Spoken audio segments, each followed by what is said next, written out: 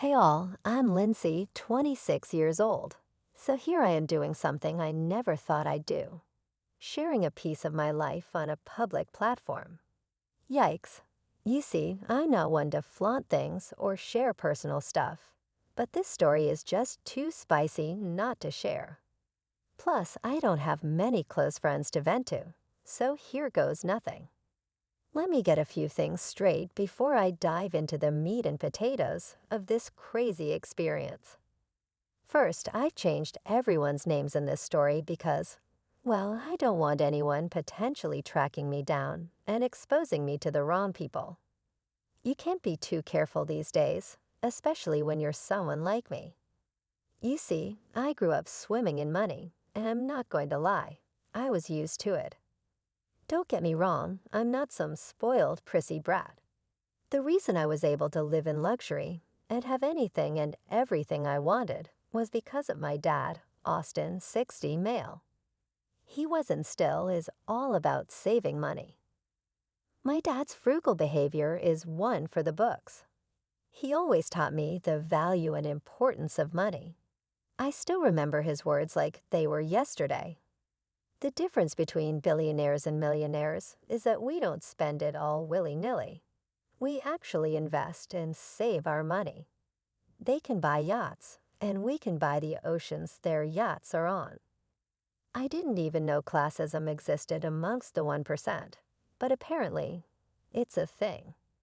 Oh, and if it hasn't been clear already, my dad is a billionaire, and I am a billionaire.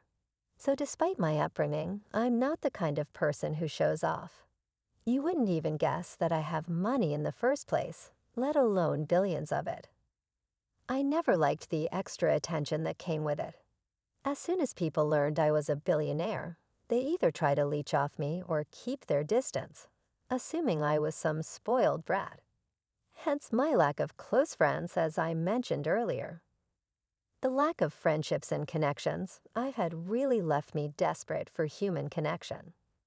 I guess that's why I fell head over heels when I met Ernest, 28 male. Our paths crossed when I was in Dubai, and he was there for business. I was enjoying a little family vacation at one of the hotels my dad owned. Ernest spotted me, and well, he didn't waste any time trying to strike up a conversation. Guess I intrigued the guy. It was the first time a guy was genuinely interested in me, so naturally, I was smitten too. We started talking, and it felt like we clicked from the very beginning. Ernest was charming, down to earth, and as I would later find out some days later, a millionaire. After a few days of talking, he opened up to me about his wealth. He told me how he was used to gold diggers wanting to be with him just for his money. You know, you're one of the good ones. God, I never thought I'd be able to find someone like you. But yeah, here you are. You're so down to earth, and you're not pretentious. And I'll admit I was a bit scared to tell you that I'm a millionaire so soon, but I can't help it. You're perfect, and I really feel like fate brought us together. You probably have never seen $1 million in your life, so you're so humble and sweet. Oh, I could marry you right now. You can probably guess where this is going. I decided to lie. I confirmed his obviously wrong conclusions about me, that I was just from your stereotypical middle-class suburban family back home in the States. I even made up a story about winning this vacation through a university trip. Now, I know I was wrong for lying to this man. I'll admit it, but could you blame me? I was so desperate for love, and I was so scared of losing someone who would actually love me for me. Besides, he was a millionaire, so he understood money and the importance of it, or so I thought. So the difference between us wasn't going to be too bad when he eventually found out that I was a billionaire. I decided to keep up with this charade for a little while longer, just so that he wouldn't leave me as soon as he heard I was a billionaire. I was scared that the tables would turn and he would turn into the gold digger, or even worse, dump me because he couldn't keep up with me. Shout out to the fragility of the male ego. Plus, I wanted him to like me, and he just couldn't stop gushing about how much he loved how simple and manageable I was. Now at the time, I didn't think much of what he was saying, but oh boy, they'd come back to haunt me later. But I'm getting ahead of myself. So Ernest and I started dating, and for a while, everything was great. But deep down, I felt guilty for not being honest with him about my true wealth. Ernest and I eventually returned to the States, and we decided to keep in touch. Things were going so well, and I was having the time of my life, but there was this nagging guilt that I couldn't shake. I knew I had to reveal the truth to Ernest, but every time I thought about it, I'd get cold feet. Months went by, and I still hadn't told him the truth. Meanwhile, Ernest was happier than ever, thinking he'd found the perfect future wife. But I couldn't keep up the facade forever. It was becoming more and more challenging. I even went as far as buying a house that looked pretty basic in middle-class neighborhoods and hiring actors to pretend to be my family members because I hadn't told my father about this relationship. I knew he'd be furious once he found out, and sure enough, he did. One night, after a dinner date in the sky, Ernest made a comment that caught me off guard. You know, you blow my mind every day. How we just had dinner in the sky. Lindsay, people don't normally do that sort of thing. Oh yeah, I suppose not. But you're so calm and laid back. It's like you're not impressed. Oh no, I am. Of course I am. Thank you for the lovely date. No, trust me, it's a good thing. It's refreshing. I've told you how much I adore your simplicity. It's a nice change of pace. I mean, my dates are normally starstruck, leaving their jaws on the floor whenever we go to the Eiffel Tower for dinner, or when we go ballroom dancing, or go to art auctions, or fly to Prague just to get those delicious pastries, or heck, even having a little trip on a small, basic yacht. It's embarrassing, but you know how to act. You're never like that. You're so calm about everything. You never take advantage of me or act bougie or pretentious, and I love that about you. Thanks, babe. What he didn't know was that I'd done all those things before the age of 10, so I was pretty used to it. But of course I didn't let on. Then right at that helipad, he got down on one knee and proposed to me. I was gagged, floored even, and what shocked me even more was that I immediately said yes. The next morning, I woke up to a very angry text from my father demanding that I meet him immediately. I had to take a private jet to Cuba that very day to meet him. When I arrived, he was beyond furious. He started reading an article online about how Ernest, a very well-known and established millionaire businessman, was getting married to a mystery woman that nobody knew about. Dad read a direct quote from the article where Ernest said, "I would like to keep my wife's identity private, but just know we are very happy and beyond ecstatic to see where this goes." "How the heck did you know it was me?" I asked. He just laughed, one of those evil villain hearty laughs, and said, "Lindsay, darling, have I taught you nothing?" Of course, I was going to find out. I'll admit, you did a good job hiding it for a while, but I have eyes and ears everywhere. Why did you keep this a secret from me? Is it because you knew I wouldn't approve? Yes, I knew you'd tell me to end things. Well, you're right. I want you to end it immediately. We'll buy their silence. It's okay. No, Dad, I love this man. You don't understand. I couldn't hold it back anymore and broke down crying. I spilled my heart out, telling him everything, how we met, how much I loved Ernest, and how I was willing to make things work between us. Dad asked me if Ernest knew that I was a billionaire, and I confessed that he didn't. Dad looked even more stressed out and frustrated, but then he asked me if I was certain about going through with this. I couldn't hold back my emotions and affirmed that I was. He finally said he'd support me, but on one condition. He wanted me to sign a prenuptial agreement when we got married. So several months went by, and the wedding preparations were in full swing. Ernest's mom, Myrtle, 57, female, and I hadn't spent any time together before this. Mostly because Ernest didn't bring his dates home that often unless it was something serious. I knew that I had to be someone special for her son to bring me home, let alone marry me. Ernest had told me that his mother was ecstatic to meet me. But when we first met her, her initial happiness quickly transformed into complete disgust when she saw me. We had dinner, and Myrtle began grilling me about my life. But not in the typical, I want to see if you're good for my son kind of way. It was more like, are you bougie enough to fit in with us and our brand? As the dinner went on, Myrtle's disapproval of me became even more apparent. She kept nagging me, asking if I had what it takes and telling me that I should do better for my man. This made me furious because I was proud of the way I looked and who I was. When the dinner finally ended, Ernest revealed to me that his mother didn't really like me. No surprise there. He explained that Myrtle was accustomed to a lavish lifestyle and preferred flashy things.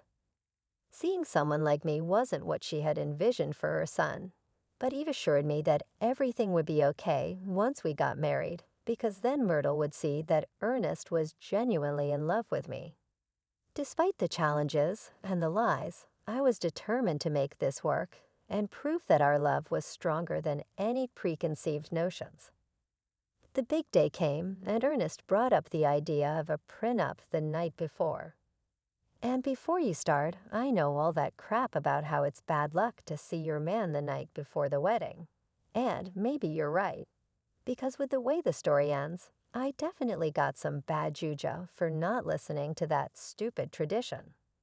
Anyways, like I was saying, Ernest brought up signing a prenup. I was low-key grateful for him saying it before I got the chance to bring it up, because I bet he would have found it super suspicious for me to want a prenup in the first place. It was definitely better for him to suggest it, and then we moved forward. So when he said it, I just agreed. As you can imagine, Ernest was over the moon, thinking I was certainly the one because I went along with the prenup so easily and without any pushback. He saw it as the ultimate test to check if I was genuinely committed or just after his money. The wedding was simple and nice, just what I wanted. I didn't want anything flashy that would give away my family's wealth. Myrtle, of course, wasn't thrilled about the modest celebration.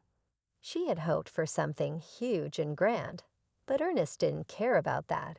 He said he was just eager to marry me quickly, believing he had found the perfect wife. On our wedding night, Ernest spilled the beans that he had bought a mansion in a new neighborhood and that we were going to spend the rest of our lives there. So that's what we did. We moved from where we were staying before to this new place, and things were going great between us during our honeymoon phase. A couple of months went by, and unfortunately, I had to face the music. Myrtle started bothering me more frequently than usual. She wanted me to change my appearance for her son, forcing me to wear 6-inch heels on a daily basis, which was definitely not my style. I kept refusing her advice and complaining to Ernest. At first, he told her to back off, but it didn't last, and we would repeat the ugly cycle again, with Myrtle despising me more and more when I would resist her attempts to change who I was. One day, Myrtle tried her BS again, giving me backhanded compliments and telling me that I would be better than ever if I just listened to her. As usual, I would tell Ernest to check his mama, but this time things were different. Ernest surprised me by actually agreeing with his mother. I know, right? Like what the frick? He said, it's about time you started acting proud. I think that's the right word. It's about time you started acting proud of me. But I am proud of you. I don't get what my appearance has to do with that. Don't get me wrong, I'd love the look, babe, she said, her voice soft with affection. It's just you. You aren't representing me well. I don't want you to be flashy and trashy, but just, dress up a little, spruce up more often. This revelation bothered her deeply. It made her see their relationship differently. She started to realize that Ernest didn't want a partner to have fun with. He wanted a pretty trophy wife who knew when to stay quiet and not misuse his funds. As time passed, he became less affectionate and more controlling. She began to question everything, but the fear of being alone stopped her from doing anything. She thought she could handle staying with him, even though their relationship was losing its warmth and he was becoming more controlling. One day, she accidentally stumbled upon Ernest's texts where he and his mom were gossiping about her. They were saying she wasn't the right fit for him and was the opposite of a millionaire's wife. There was even one comment that said she looked too poor to even be considered middle class. That one stung a little, but what hurt her most was that Ernest was actually part of this bullying. It was clear to her that Ernest was determined to mold her into something more appealing. Seeing those texts was a major turnoff, and she started treating him coldly, which made him act fiercer and more resentful because he didn't know she knew he was talking smack about her. As she distanced herself more and more, Ernest got shouty, demanding her submission and throwing her middle-class status in her face. According to him, she knew nothing about the life of a millionaire, and he insisted she listen to him if she wanted to survive in his world. Feeling trapped, she desperately wanted the old Ernest to come back to love her fully like she knew he could. But that wasn't happening. He was too far gone in his quest for a perfect Barbie doll wife, and his mother wasn't making things any better either. She started openly insulting her, questioning why her son would ever marry someone like her. Ernest went from trying to ignore his mom's hurtful comments about her to fully agreeing with her and eventually belly laughing when she insulted her right in front of him. "Lindsay, dear, why on earth did you choose that dress? It makes you look like a frumpy school teacher," his mom said. Yeah, Lindsay, I probably shouldn't say this, but why don't you try dressing more like my mom at home? You know what? You're right. You should have kept that to yourself. No, he has a point, dear. It's embarrassing. Myrtle in your hair, darling, it's so plain. You really should do something with it. Maybe hire a stylist for once. I mean, you have the money now. There's certainly no excuse. Mom's got a point. A little glam won't hurt. Honestly, Ernest, I can't fathom why you married her. You could have had any woman in the world, someone with a bit more flair.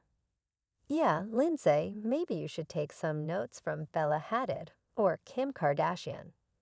I mean, just look at her son. She's not even trying. Can't you see what a mistake you've made? Mom, you're too much. But seriously, Lindsay, you should definitely consider a makeover to spice things up a bit. She was sick of it all and didn't know what to do. So she decided to call her father. He asked about her married life, but she hesitated. The plan was for her to spill the beans, to tell him he was right about everything, and move back home. But she didn't want to burden him with the trash that was her marriage, and also she didn't want to admit that she had failed. I mean, it had been a year, and I was ready to call it quits. It would be a huge hit to my ego. He probably would have started World War II if he knew how miserable I was, she thought to herself. Dad asked again if everything was okay. She lied and said everything was fine. He was suspicious, of course, but he told her he was always a call away if things went south. He threatened to make Ernest and his family suffer if they ever treated her poorly. If only he knew. I thanked him, and then I hung up. I felt like I owed it to myself and my dad to try, so I decided to start trying harder to please Ernest and Myrtle, thinking maybe, just maybe, I'd get their approval if I obeyed their wishes. In just a month, I transformed myself to fit the mold of those bougie housewives from TV. all the while still trying to be quiet and demure. As Myrtle would say all the time, I was like a sexy little mouse, honestly.